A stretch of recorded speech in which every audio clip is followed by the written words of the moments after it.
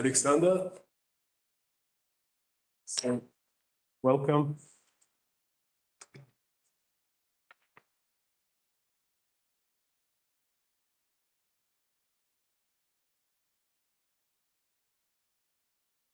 Okay, is it the right moment to start? Do you hear me? Yeah, we can hear you. Please start. Okay.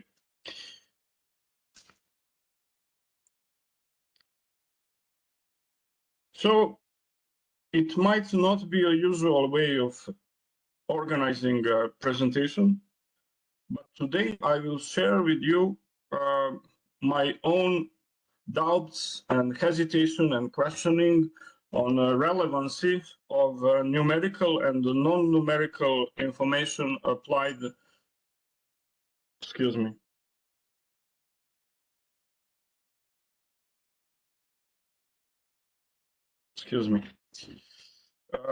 Applied in my own papers.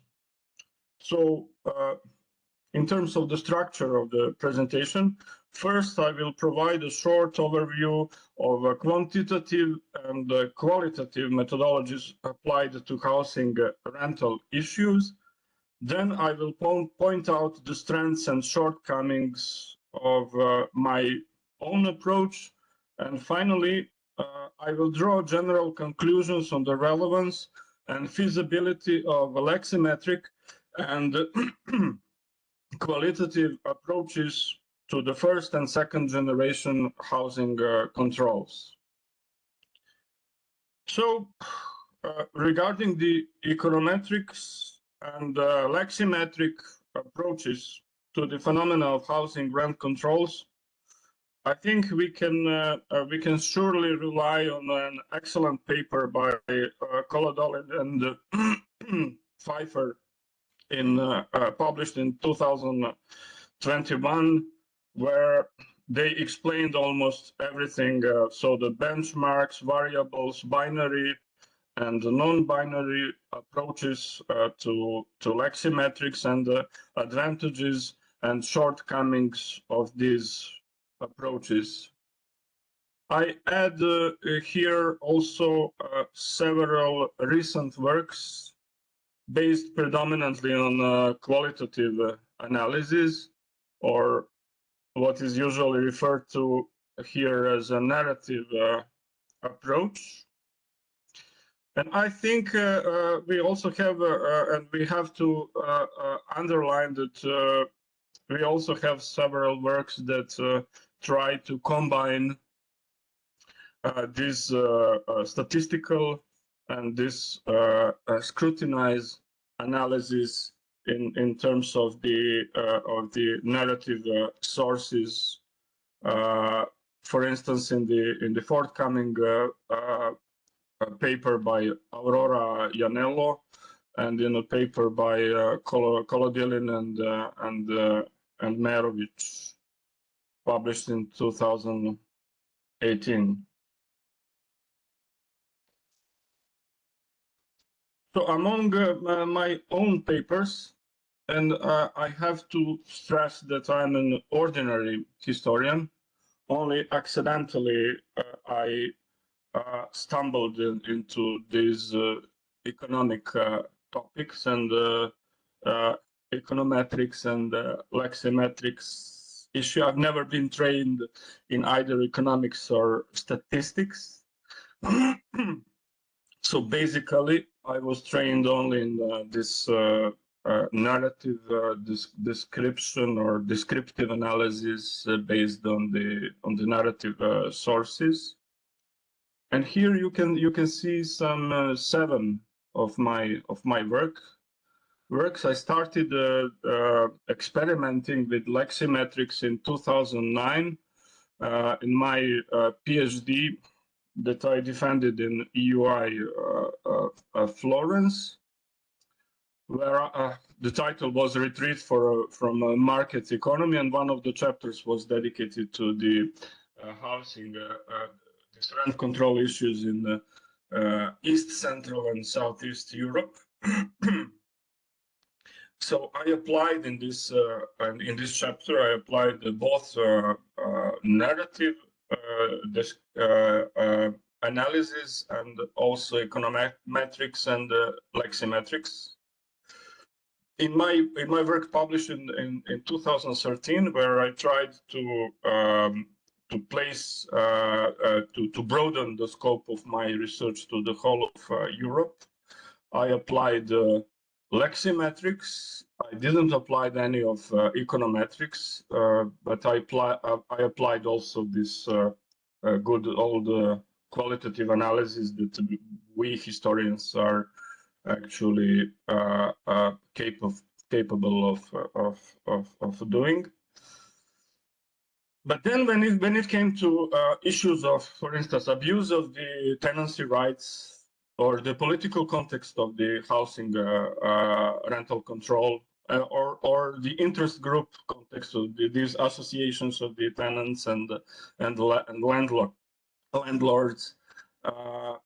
Also, when it came to the corruption issues of the state officials, which were actually entitled to conduct the state control in these housing commissions on the ground. Well, for these issues, of course, I relied almost completely on the qualitative analysis. It was only in terms of the corruption issues that I tried to measure relation between the this index of the living standards compared to the inflation. So this is, in short, my experience with applying qualitative or this non-numerical and numerical approaches.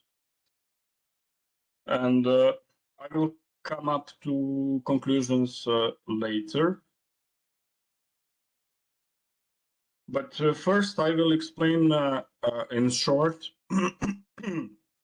my design of Leximetrics, which came as a sort of improvisation when I was supposed to compare Bulgaria, Yugoslavia, Poland, and Czechoslovakia, so the four countries representing two regions, and to come up to some sort of the meaningful comparison, I created a 6-degree developmental typology of state intervention, which enabled me to construct, to apply cross-country and cross-regional comparisons in time frame. And then I thought of expanding it to throughout the Europe. So apart from, in addition to Southeast and East Central Europe, I added also the model for the Central Europe, represented by Germany and Austria, Western Europe represented by UK and France, and Scandinavia represented by Sweden and Finland. And of course, I come up to an unresolved issue of degree of state intervention. This de jure legal context when confronted or challenged with what Konstantin applied as this cumulative model of the binary cumulative model, where you can control things in more layers and with more variables. But I will come up to this unresolved issues later. Econometrics, I applied this CPI indices related to legal provisions of rent ceilings in order to come up to the residual buying power of the rent. And also I applied this good old qualitative analysis of legal material and so on. And this is actually how it looked like in a time frame. In a time frame, you can see the model which excuse me.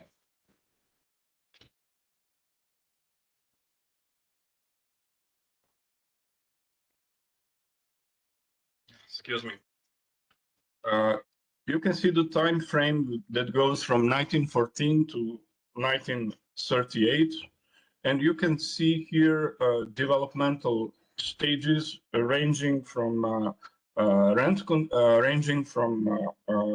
laissez-faire regime or the free market situation, and escalating with the confiscation of housing of housing units.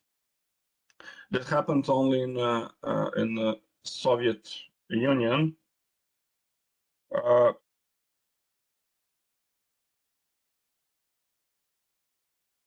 As you can see here, we have France and Great Britain, and we have an average pattern.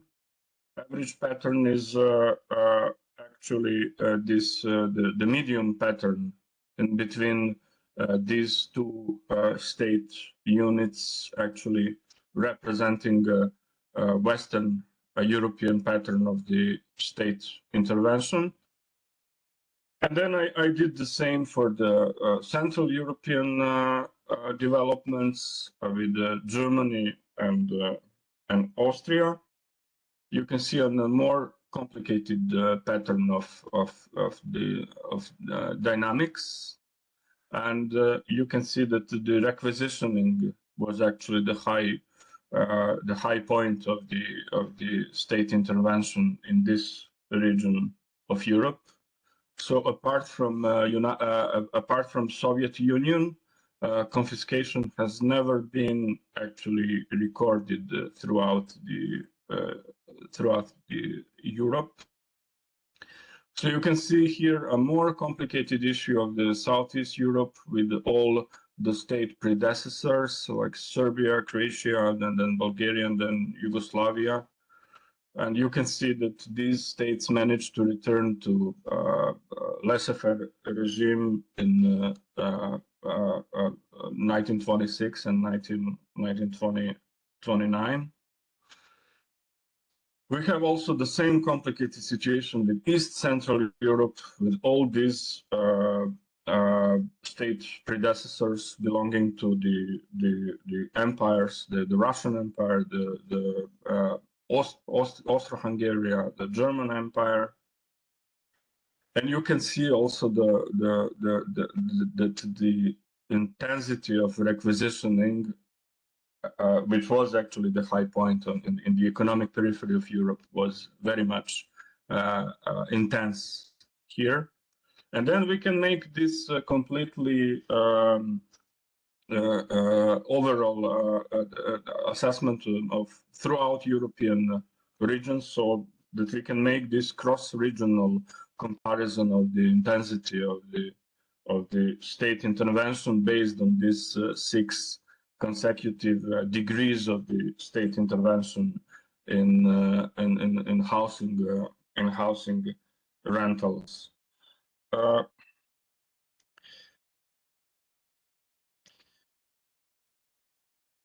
So, of course, in one of the first emails I exchanged with Kolodilin, he intervened and he warned me of shortcomings of my approach when it came to measuring intensity of state intervention. Namely, often it is more important to have observation of 2 or 3 cumulative variables than to focus on one single criteria, which in my case was this legal context of the relationship towards the private ownership. And Kostya was right, of course, when dealing with the overall impact or the overall assessment of the intensity of the rent control system. For instance, we might have a country that authorizes requisitioning, but at the same time, the overall rent control system or tenure security provisions might be in favor of landlords. So Kostya was right, but in this particular case, I have to say that I was not wrong, since my basic intention was to deal with the competing notions of the tenancy and ownership. So this was my primary goal, and I intentionally applied only this basic criterion as actually the only criterion of to prove or to measure intensity of state intervention. So to be frank, my original intention was to only to deal with the de jure context of the rent control. However, after entering narrative and archival sources for the 4 countries of East, Central, and Southeast Europe, it became clear to me that these 2 approaches should be combined. And I will stress, I will invite your attention to this little piece of econometrics in terms of the residual, calculating residual buying power in these European countries, which proves actually to only rely on Leximetrics could provide for misleading conclusions. For instance, here we can see that predominantly excuse me, only to point out to this return to the laissez-faire system. Here we can see that the predominantly agrarian societies like Yugoslavian or Bulgarian went back to the free market standards earlier than West European countries. Does it imply that these countries were actually champions of a laissez-faire order in Europe? Well, certainly not. They only managed to return to the pre-war standards due to their predominant agrarian character, namely, there was not such urgency regarding the social unrest of urban poor. And then again, in domain of intensity, and especially when it comes to the issue of the first generation rent controls, the effects of inflation is of great importance. And our colleague Aurora established that the cycles of introduction of the first generation rent control in Italy actually coincided with the periods of high inflation rates. And in this chart, you may find my calculation of residual buying power of housing rent compared to their pre-war standard. Under the circumstances, intensity of rent control system cannot be decided only based on Leximetrics, namely without consulting these data on residual buying power. So we come to the issue of the limits of Leximetrics. So it usually refers only to the de jure legal context of the state policies, not the way it was enforced in practice, and therefore it could hardly apply to unstable political systems and fragile states where informal practices, clientelism and corruption prevail and dominate. Binary system might be too oversimplified, while non-binary might be and is often arbitrary and judgmental in deciding indices, degrees, and the universality of their application. Leximetrics cannot indicate effects of high inflation rates on rent, especially with the first generation rent control. Extremely harsh rent control might not seem as harsh via Leximetrics. And without a broader context, it might not be perfectly suitable for monitoring and explaining modus operandi of the first generation rent controls. So I come to conclusions and proposals. At the level of nation states or regional studies, Leximetrics assessment should be accompanied with econometrics and qualitative analysis. This particularly holds true for the first generation rent freeze. And when it comes to comparative studies and cross-country and cross-regional comparisons, Leximetrics and econometrics still proves to be an obvious choice and instrumental in enabling it.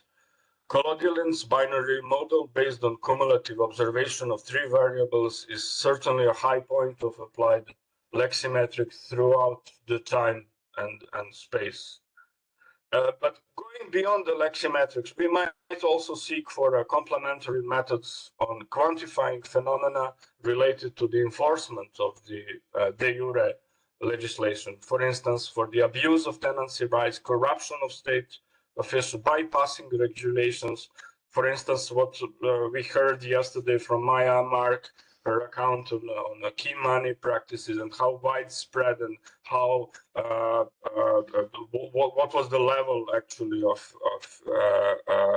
its application, and that actually it became sophisticated almost. That these informal practices became almost as sophisticated as the housing legislation.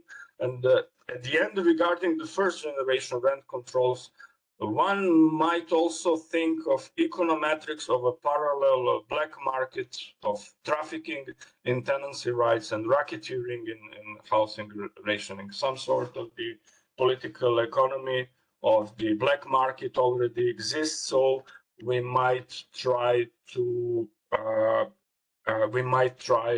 somehow to apply these models in our own attempts to understand the mechanics of rent control system. Thank you so much.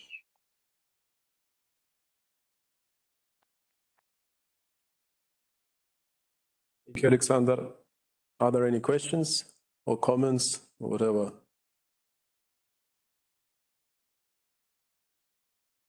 I mean, I have one short reaction. Of course, you are right. And Leximetric approach is not the only one and shouldn't be the only one. But the thing is that it's, and we should take into account all different factors such as enforcement of the laws, the possible ways of, which is related to the enforcement, the possible laws of how to avoid the regulations. But the thing is that it's very difficult to quantify. So it can complement the picture, but it requires lots of information, and at the end of the day, we cannot even quantify it properly. Yesterday, Nikos Patamios also talked about Greece and made lots of examples similarly to Maya Mark about different ways of abusing the laws, the rights of tenants or the rights of landlords, but we cannot really measure it. And in economics, if you cannot measure something, then you cannot really do much of analysis with it. Yes, but an ordinary economist would say that you cannot measure loss, as you proved was possible to when applying this binary model. So we could at least contemplate, or at least think of a possibility to create some sort of a typology of these informal practices, and then to try to place it within this binary model. But you're perfectly right when it is about 130 countries throughout the globe, and you want to make sense of this huge trajectory of how the system evolved, and that what you did and what you provided for all of us is really an astonishing achievement. But you know, let's take this slide.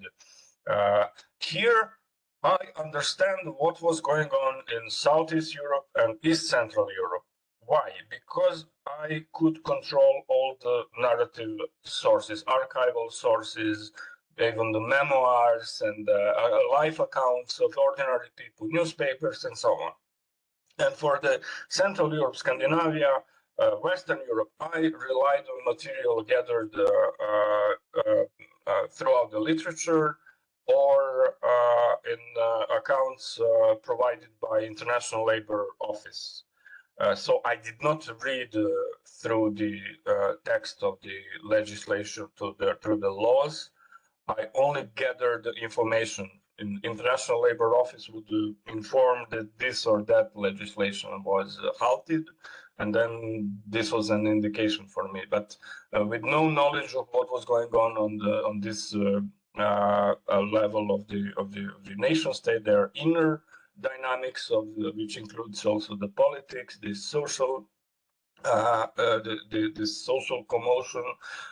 For instance, in Bulgaria, where they returned to laissez-faire regime in 1926, it came only because of coup d'etat happened, and the whole of the housing rent legislation was actually attributed to the previous regime. So there is no other level of reasoning, but understanding what was going on in the daily politics. So again, when doing this one unit or several units comparison or the assessment, of course, it is the matter of feasibility. You can cover these narrative sources, but of course, when you try to cover the planet of Earth and all the inhabited continents, as you did, of course, there is no system that you can enter this overall dynamics. But then it is again what you mentioned in your papers. This is the issue of dealing in between feasibility and simplicity of what you can actually provide at the end of day.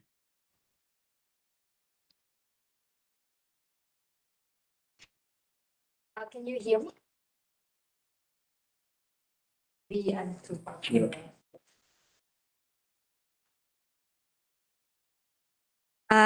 for me, one of the main problems in building a Leximetric index was the problem of coverage, because in Italy, in my case, we have a very long time span with the same laws, the same legislation. So strictly Leximetric index would stay the same if it didn't take into account the fact that the same laws applied to a smaller and smaller group of housing units.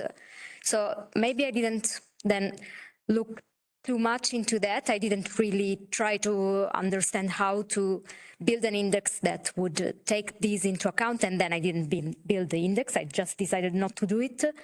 But I know that in the case of Germany, there are more information on how many houses were actually affected by rent control legislation.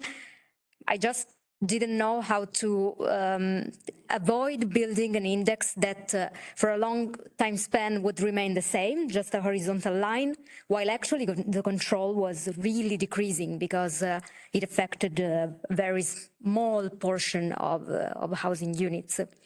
So just a question to everyone, like what would you do in the situation in which you have no data on the actual coverage to make your Leximetric index reliable? Can I answer? Sure. Because it was actually the same problem that I encountered, and this is why I relied at the level of the de jure factography. So I was measuring legislation, I was measuring laws, and in addition to this, and what provided this this measurement? It provided actually the level of the degree to which the private property was put into question and the degree to which private persons were hampered in their rights or the freedom to use their property. But then, in addition, when you come up to this overall assessment, then you add also this narrative sources, and you put that all together, and you explained, of course, that this marginality at the very end, at the end of 1920s, it was only a small percentage of the housing in Yugoslavia or in Bulgaria was affected by the rent control system, and this was explained in a narrative terms, and how to integrate it within the indices. I think these our colleagues dealing with econometrics on a daily basis, I suppose they could provide some suggestion. Okay, that's a passionate discussion, but unfortunately I